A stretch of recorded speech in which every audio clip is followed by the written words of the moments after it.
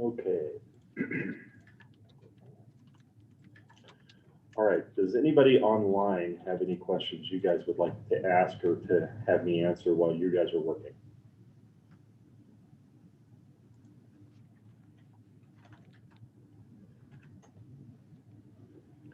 I'm good. Okay, so I've got my email open. So just remember, anybody who wants to, just if you have a draft or something you'd like to get feedback on, just post send me an email with an attachment. It's best if it's a Word attachment. That makes it easy for me to comment and add notations. And like I said, the goal is on Sunday for you to have the introduction section completely done. That's the title page, the abstract, the table of contents, and then the four elements, the four sections of the introduction, the research problem, the research question, and the significance or research need. So if you have any questions about those things, please bring those up. I'll leave the mic on. So I'm here and available.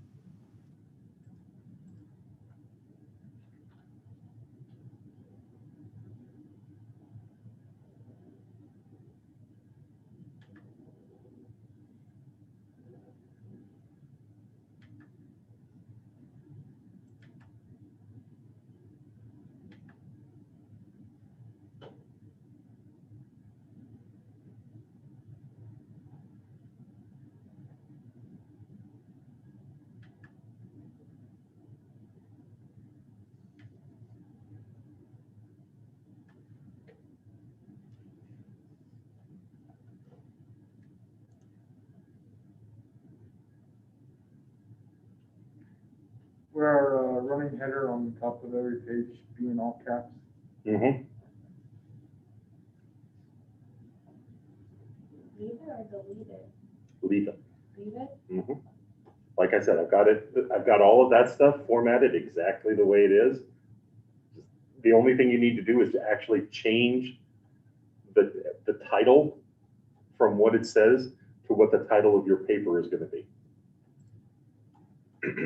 If I deleted the, because I did delete the page number, but I deleted Yeah, you need to put that back in. the page number or the actual. Yeah, you need all of the page number and the running header stuff. Don't mess with that. The only thing in the running header that you change is the actual title of the document from what's already there to the name that you're going to call the paper. But yeah, leave the page numbers. That's because that has to be in there for your table of contents.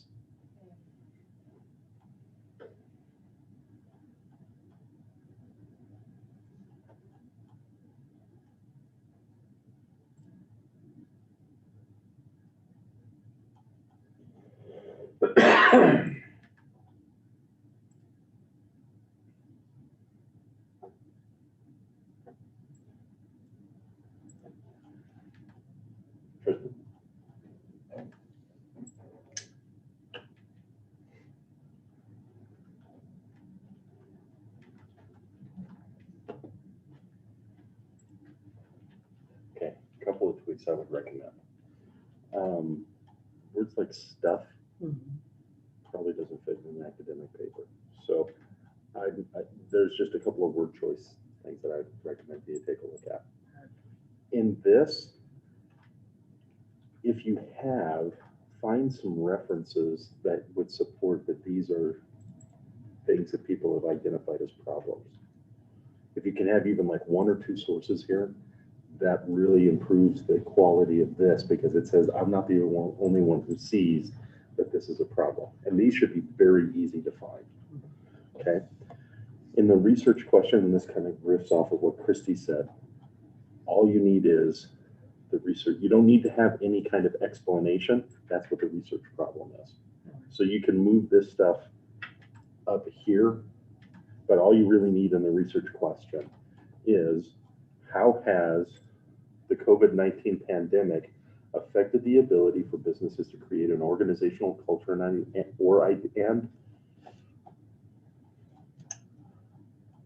or identity for employees who work remotely? Yeah.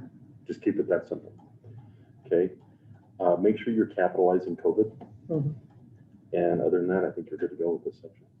Yeah, it's just a paragraph. No, I get that. I So get it's it. like it has to be a Nope. paragraph. I get it.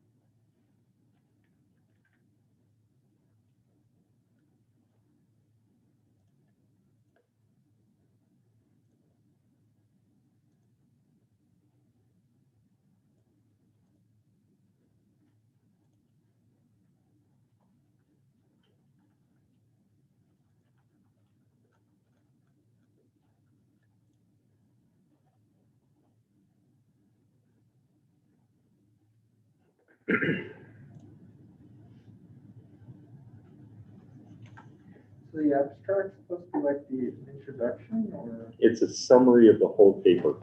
And what I'm going to tell you right now, for Sunday, I am not going to record. I know that it's listed because that's where it is in the paper. Do not worry about the abstract. The abstract is about 150 word summary of everything you've written, but you haven't written anything yet. So don't forget to fix that for your final draft, but there's nothing to write in terms of an abstract yet. So don't worry about that. just leave it in the paper because that keeps your table of contents ready.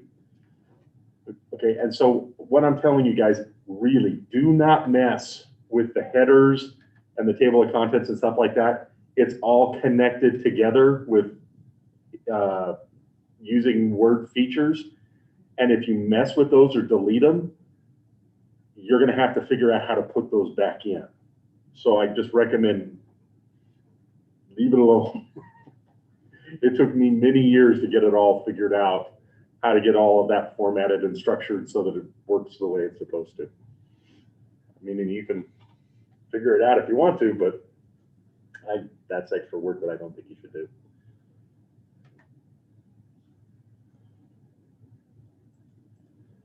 So are we turning in at the end this thing 4 times for introduction, literature? Are you You're turning in that, you're going to turn in the whole document, but I'm only going to look at that specific part of the document. So you're going to turn it in 4 times. You're going to turn it once for the introduction, and I'm going to grade the introduction section. You're going to turn it in the second time, and I'm going to give you feedback on the lit review. Then you're going to turn it in a third time for the methodology, and then you're going to turn it in the last time, and I'll give you feedback on everything. Okay? Now, on the first 3, it's going to be a pass-fail grade. You're just turning it in to get feedback. You're going to get points for turning it in, even if it's not complete and correct. Your last one is where all the points are really going to come from, if that makes sense. But I'm going to be giving you feedback on the quality of each of the sections. That's what I wasn't sure of, because Yeah. what if at the end I make like... Well, that's why I want you to turn in, if you turn in the first part and you're on the right track, then you can work on the second part and not have to worry about the first. And if I tell you there are things you need to fix, you can fix those and not have, I don't want this to be high stakes grading where you turn it in once and hope you did it right. That's what I'm trying to, that's why I have you print out drafts all the time, is I want to give you feedback. I want to make sure you learn this rather than just giving you a grade and sorry, move on. That's not what I'm trying to do. That's what I was confused. Nope. I thought the 3 were like final draft. Nope, things. nope. It is just, number one, like when we had talked about this, to make sure that you're getting work done so you don't leave it all to the very end. And it gives me an opportunity to reward you for giving me work so that I can, again, give Basically you turn in this paper 4 on times. Sunday.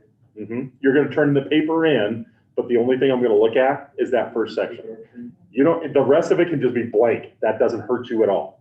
All I'm looking at is title page, table of contents, which if you don't mess with it, you're fine. Abstract, don't mess with it, you're fine. It's that introduction section. That's what I'm the most concerned about. Do we need to worry about a title in it, or can we just... You should have a title. Yeah, there's a title page and you should have that up. That should take just a few seconds to get fixed, but make sure you get it fixed. Make sure it doesn't say this is the example. Yeah, exactly. Insert your name here, not what I'm looking for.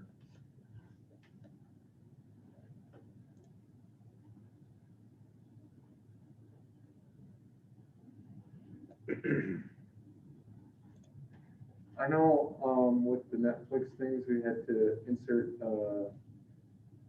the professor's name in there. Do you want us to do that again underneath the TGE and E? I don't remember if it goes between the College of Technology. I would say it goes after the name of the class and before the name of the institution. Between College of Technology and TGE 1150. Yeah.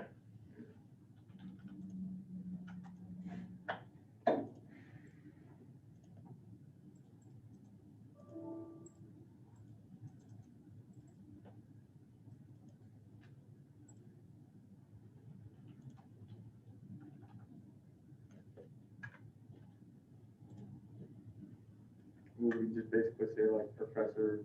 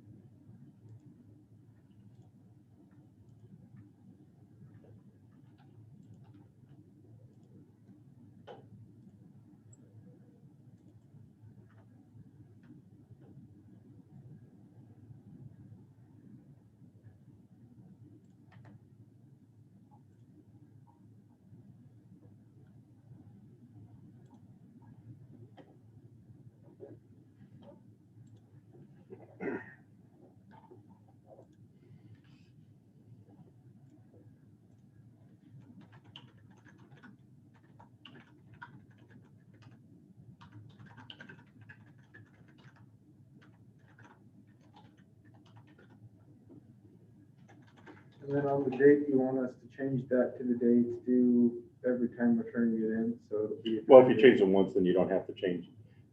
What I'm saying is, the document, just turn in the same work on the same document and just turn that one document in each time. You don't have to, you don't turn in just the introduction or just this. Just take the entire document and turn it in each time. On the introduction with the date that we're putting on there, do Mhm. you want us to just put that final due date? Yeah, or- just put the final due date. Okay. I'll be honest, your grade will not be affected by the date you put on this paper. That's not gonna be a big deal. It's just getting you used to some of that formatting kind of stuff.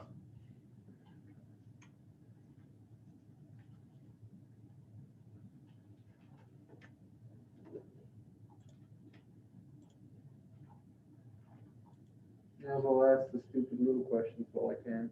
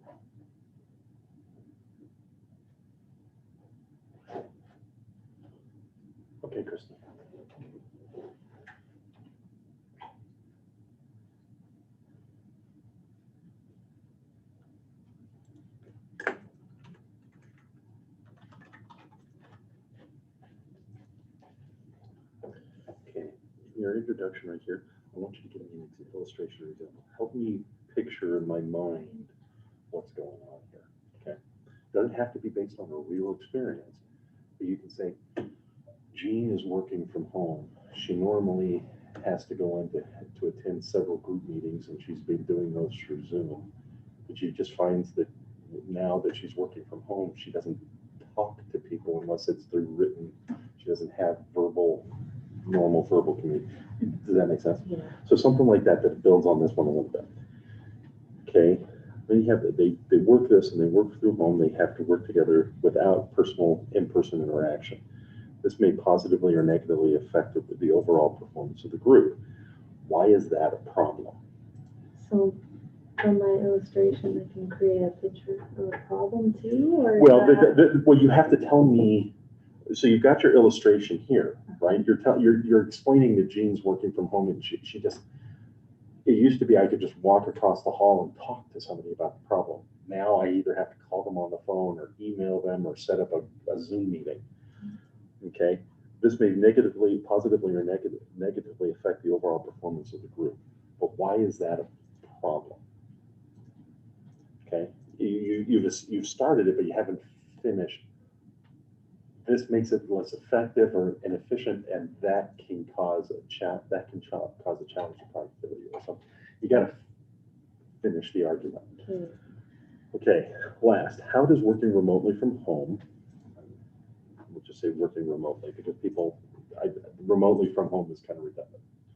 So how does working remotely affect the performance of group members in terms of this is where you bring up the idea from the textbook, either group teamwork or group communication, or this is where you tie it into, this is the question, but it connects to this idea from the textbook. Okay. Does that make sense? I think so, yeah. Okay.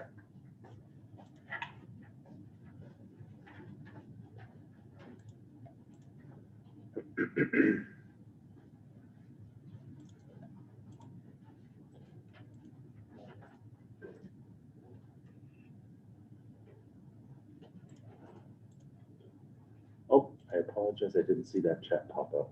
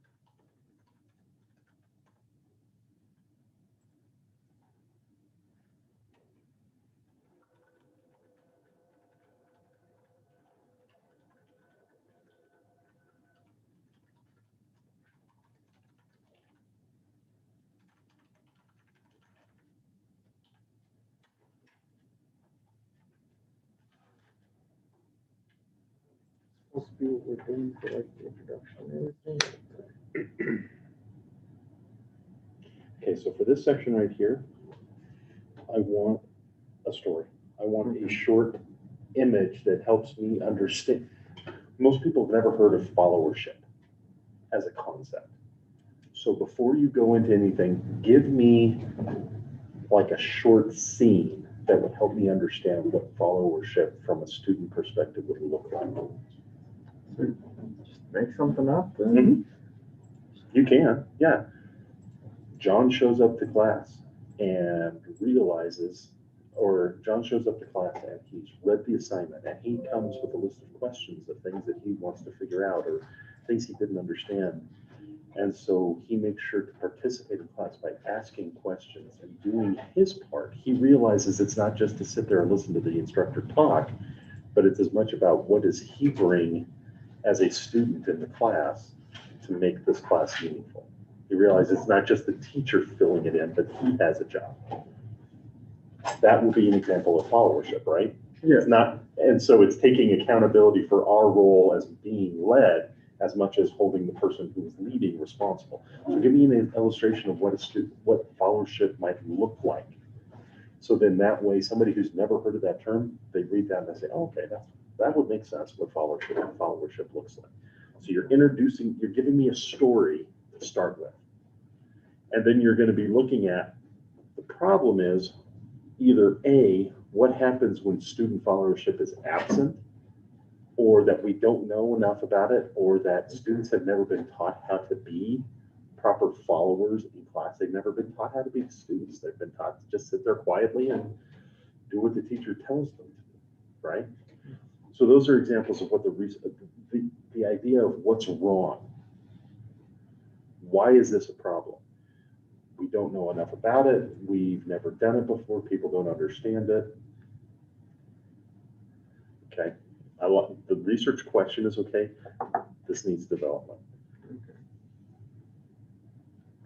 Okay. This is true, but I want more content from that one too. Okay. Okay. Thank you.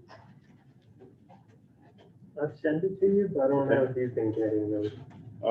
Let's see. No, I haven't. Okay. So what you need to do is click File Mhm. and Download as a Microsoft Word document, and then email that to me. And then I'll probably get to it later this afternoon, Okay, and I'll get you something. thank you. Yep.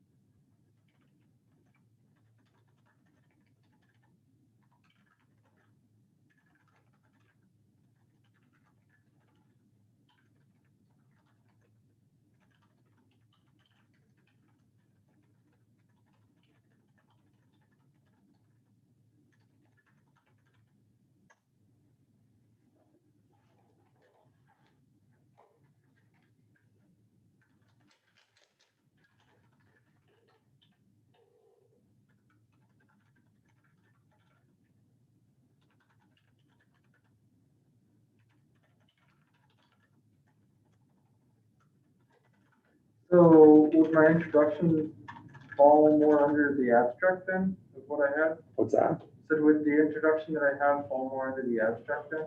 Uh-huh. So I could just copy and paste? Yeah, just move that over there. Mm-hmm. Hey, Lambert, Mm-hmm. are you What's gonna up?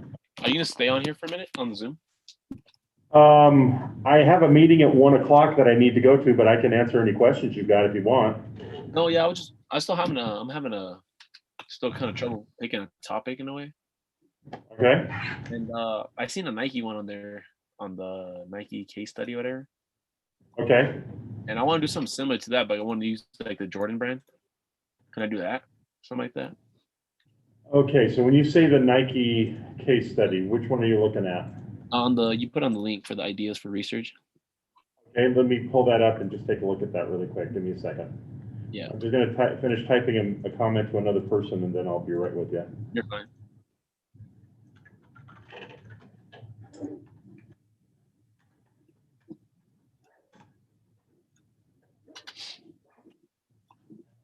Go home, ignore homework for today, and then do it all on Saturday.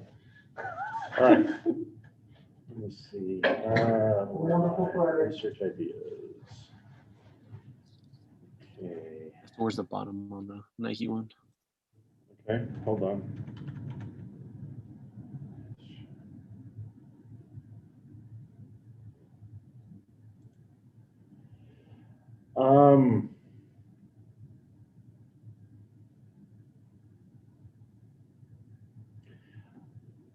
Yeah, the thing is that one is a pretty broad. I'm not sure exactly which practice they're talking about. Uh huh. So the idea would be, I mean, I was just grabbing a couple of ideas of things. what we're looking at is communication. Right. So maybe, Because I'm just really lost. I'm picking a topic. I want to get one so I can start on it. You know, I do. I'm thinking, for example, I'm going to take this off since everyone's gone. Maybe, for example, would you want to talk about Colin Kaepernick?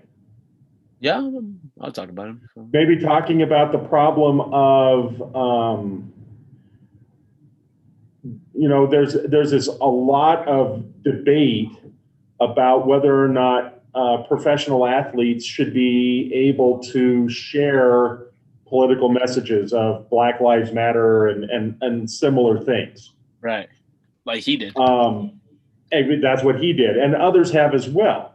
And he is a great example because he really paid the price for it, whereas other folks like LeBron James are doing very similar things, but with much less pushback. He doesn't get than what happened to Colin Kaepernick. What role does how do businesses decide when they interact with customers about sharing their own opinions about social justice? What right does a business have to communicate its customers social position or to weigh in on social positions? Okay, got you. I can kind of use some like Colin Kaepernick type thing. Yeah, Colin Kaepernick decided that he was going to kneel in protest of treatment of Black people, and the owner, for example, what's his name? The owner of the Dallas Cowboys. Oh, Jerry Jones? Jerry Jones said any person on my team who kneels is going to be fired. Right. Does the company have the right to impose on the free speech communications of employees? Okay, and that's the research right there, right? That's what you're going to investigate. You're going to investigate, how would I figure that out? I can talk to people about it. I can talk to people that were involved in that situation. Okay. You're not going to, but you could. Yeah. Or you could do surveys of people in various areas. Right. Yeah, you could do research on that. Okay. You're not going to do the research because you don't have to, but you could propose the research. Okay. Yeah, I got you. That kind of helps me a bit to start. Okay. Thanks, Lambert. Yep. Okay. Anybody else have questions?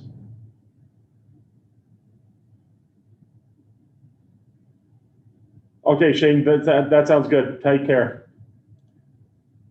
I'm going to assume everybody else is leaving or has left, so I'm going to end the recording.